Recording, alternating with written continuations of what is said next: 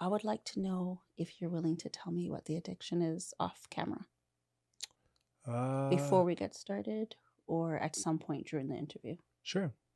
Yeah. Mhm. Which one will it be before?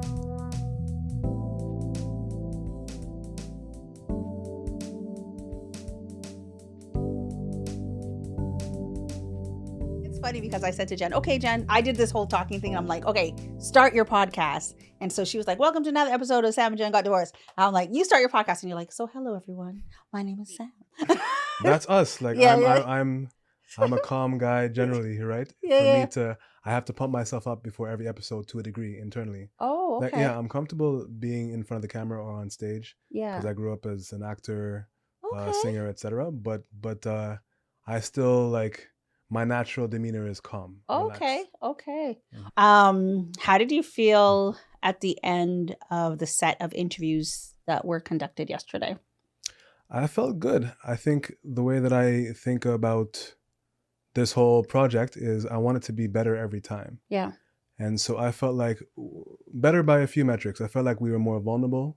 Mm-hmm. I felt like the content we recorded was impactful, even if it's a little bit more impactful, right? Just Mm-hmm. the way that it was structured. I felt like maybe it was a little bit more entertaining. Yeah, yeah. And I think the tech side of things, which you had a lot to do with, were smoother than in previous recordings. So every recording, that's my goal, that we get Yeah. better and better. And I think Smoother. we achieved that. Yeah, yeah, yeah. And I want to preface that everything that we talk about today is done with respect. There's no judgment. It's more just curiosity. And Sam is being very vulnerable. And my questions are not to offend. And I hope I've just seen it from early because that's not the intention here. That's not what we're doing. So I would like to know if you're willing to tell me what the addiction is off camera before we get started or at some point during the interview. Sure. Yeah. Mhm. Which one will it be before? So what are the two options? Why did I give options? The options are you can tell me now. Okay. And that's where you'll see me running and turn off the camera. Okay.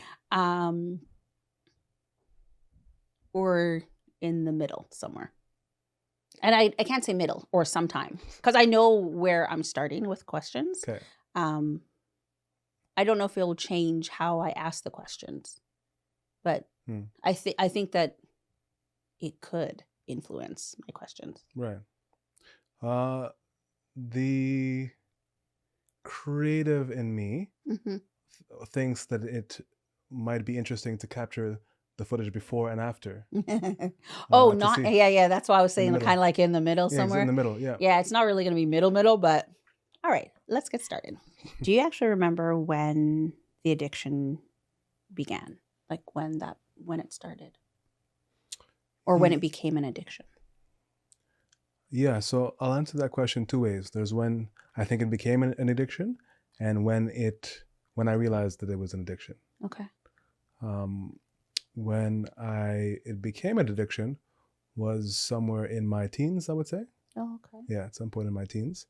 And when I realized that it was an addiction was during separation, when oh wow,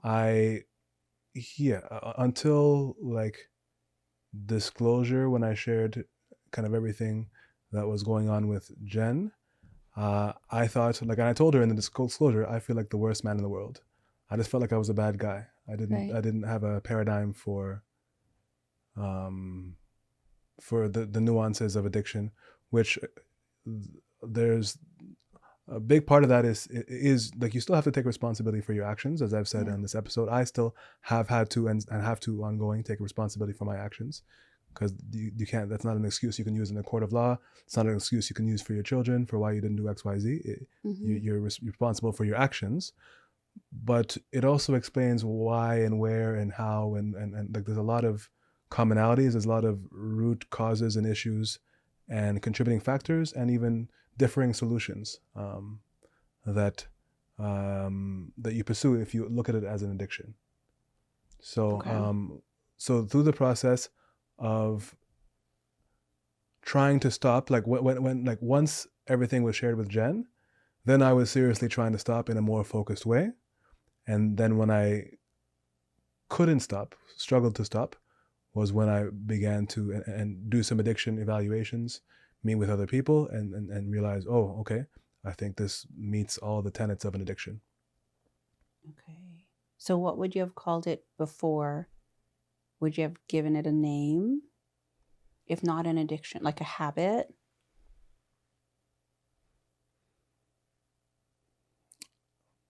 The reason I ask that, and I think I've kind of jumped ahead, but at times we've heard, I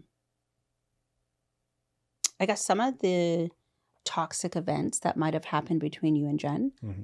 And actually, it doesn't even have to be extreme. So we've heard some, they're extreme in different ways. So we heard about the day after you both got married, and you're driving, you pull over, and you go off on Jen, right? But then yesterday I actually heard her say, like, you pulled her off the bed. So I don't know if, and I don't recall hearing that from previous episodes. So I don't know if the addiction invoked that those two specific events. Mm-hmm. And then when you reflect back on that moment, Mm-hmm. what do you think? Like, you're not thinking addiction, but what do you think? And so maybe go to, did the addiction invoke some of those events, or like contribute to the behavior for those events? Mm-hmm. I would say yes. There's a commonly held phrase. I don't know where it originated from necessarily, but it says addiction is not the problem. Addiction is the solution. Meaning Ooh, that, yeah. meaning Okay. that there's an inner malady that people dealing with addiction have, Okay. and they are unhealthily healing themselves. Yeah. Right. So as a result of that inner malady that I was experiencing, rage was a regular part of my life. Mm-hmm.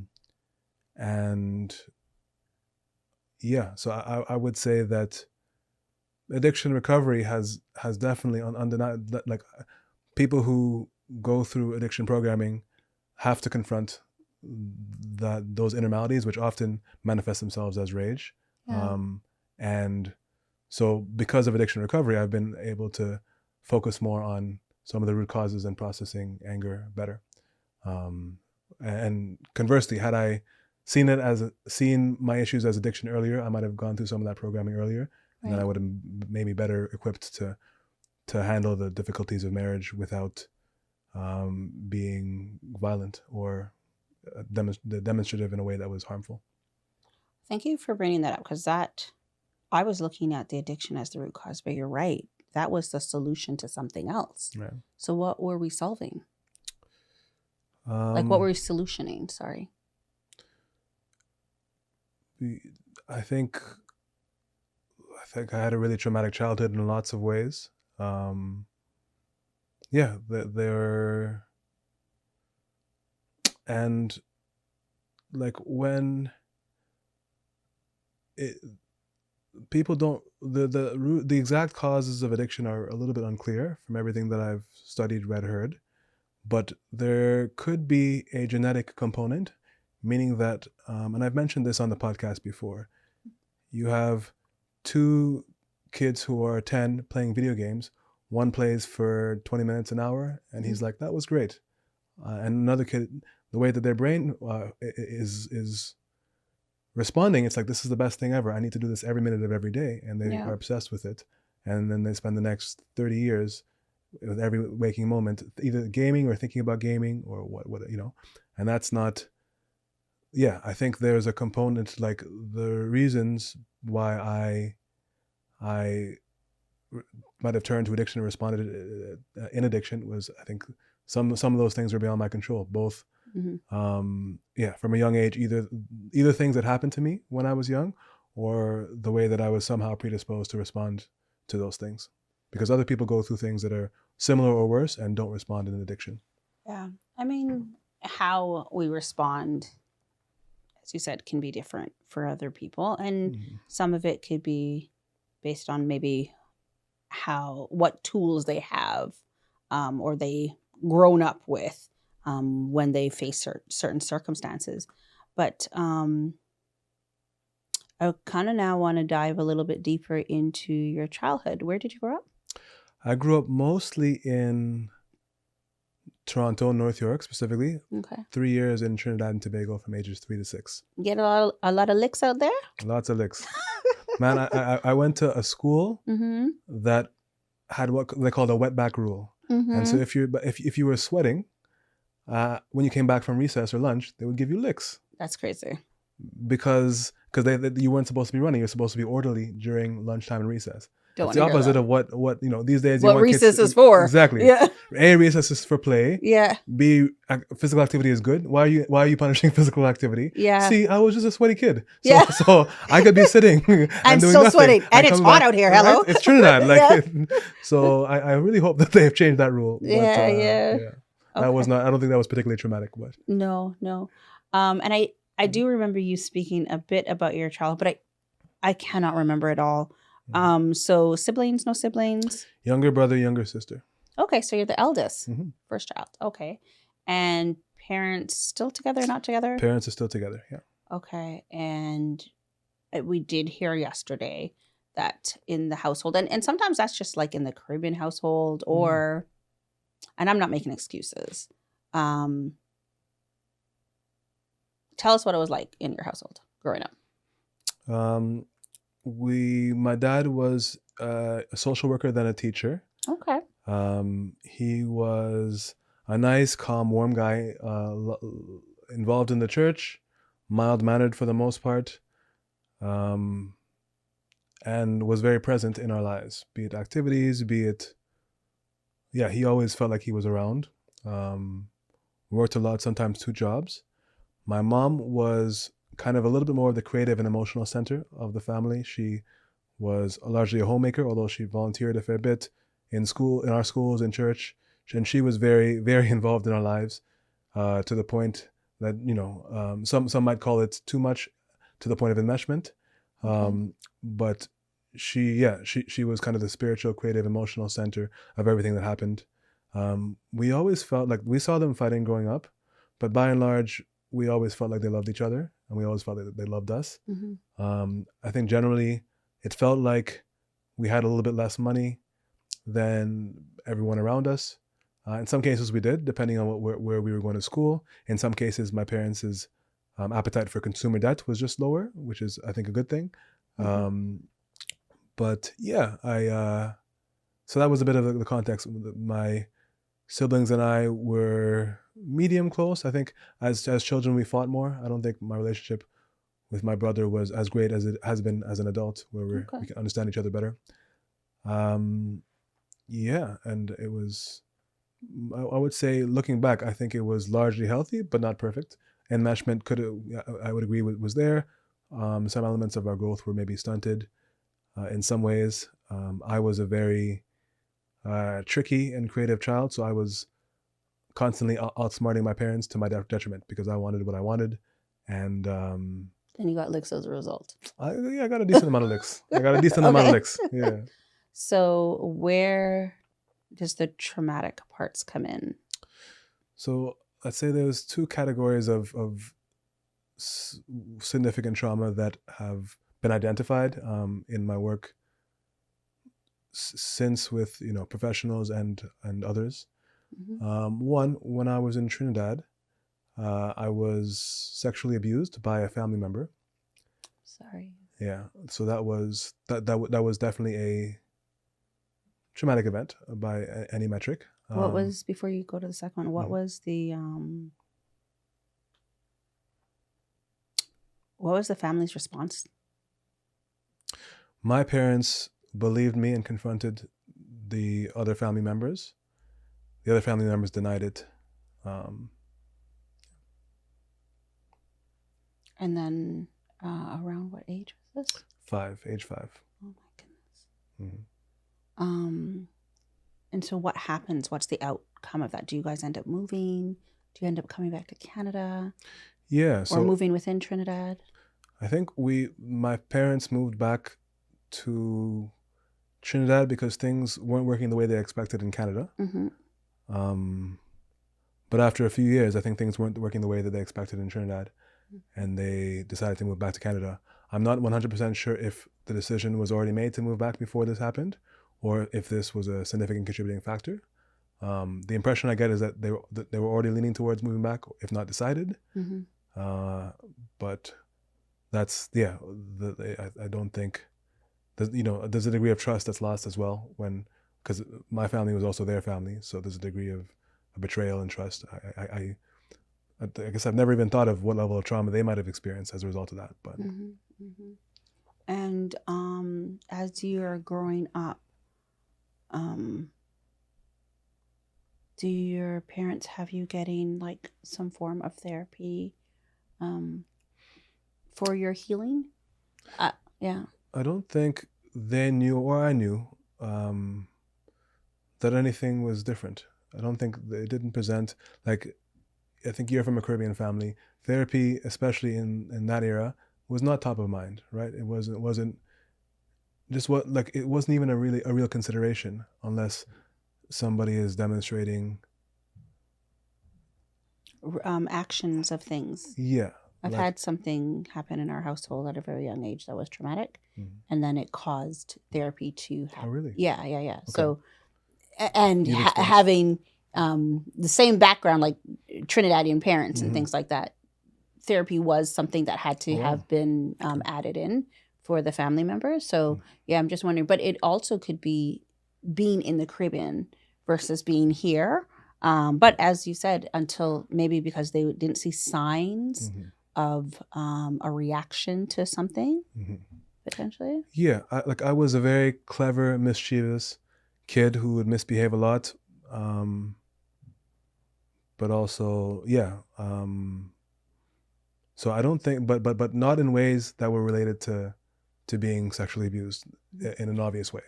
Yeah, thank you for saying that. Exactly, in an obvious way. Yeah, because your reactions to things could be, you could be spitting on somebody, and it could just be anger, but you don't know how to express it. Yes. And that could be the result of it, right? Okay. And so what was the other traumatic experience? So when I moved back to Canada, I was 5. And between the ages of 5... So then you moved within the same year then of the event. Within the year of the event, I was back in Canada. And between the ages of 5 and 16, I had a really difficult time socially. I was bullied aggressively. I was bullied more than anybody else that I knew, basically, for a number of reasons. I was bullied as an immigrant. I was bullied as somebody who is overweight or heavier set. I was shy. I was nerdy. I was easy to get a reaction out of, so I was reactive and angry. It felt like I presented as having less money than the people around me. Yeah. So I'd be bullied for my clothes. I'd be bullied for my weight. I'd be bullied for carrying a book around everything wherever I went. And culture and race played a big part of it too, because I was bullied by Black kids and kids of color for seeming too whitewashed from their perspective. And I was bullied by white kids, Jewish kids, Asian kids. I went to school. I was in the gifted program, and that was heavily white, Jewish, Asian. And the area that I lived was working, poor, immigrants heavy. So I was bullied there for being too nerdy. And I was bullied at school for being too different. My lunch smelled different. My clothes looked different. The way I talked was different. So I felt from 5 to 16, I didn't feel like I had any friends for any sustained length of time. It felt like, and I tried things to get friends. I remember switching schools and telling everybody I was Jewish because I wanted to fit in. That probably didn't work out too well. Yeah, I remember my my mom came to school, and one of my classmates wished her Happy Hanukkah, and she was like, "Excuse me, what are you talking about?"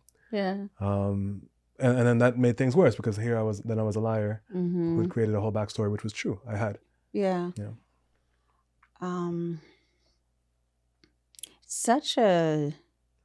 I wasn't expecting that storyline, right? And then you just never know who has gone through being bullied and what it looks like, right? Yeah. And then what it causes. Yeah. So then how did you get introduced to, can I assume that it was substance abuse? That would be incorrect. Okay. Yeah, or somewhat inaccurate. Okay. So how'd you get introduced to whatever the addiction was? Through a combination of a friend and my own exploration. So Okay. yeah, and we can if now is a time we can talk about what the nature of the addiction. Okay. So we will pause the video for a moment. How you feeling? Okay. Okay. You can take a drink as well. A good idea.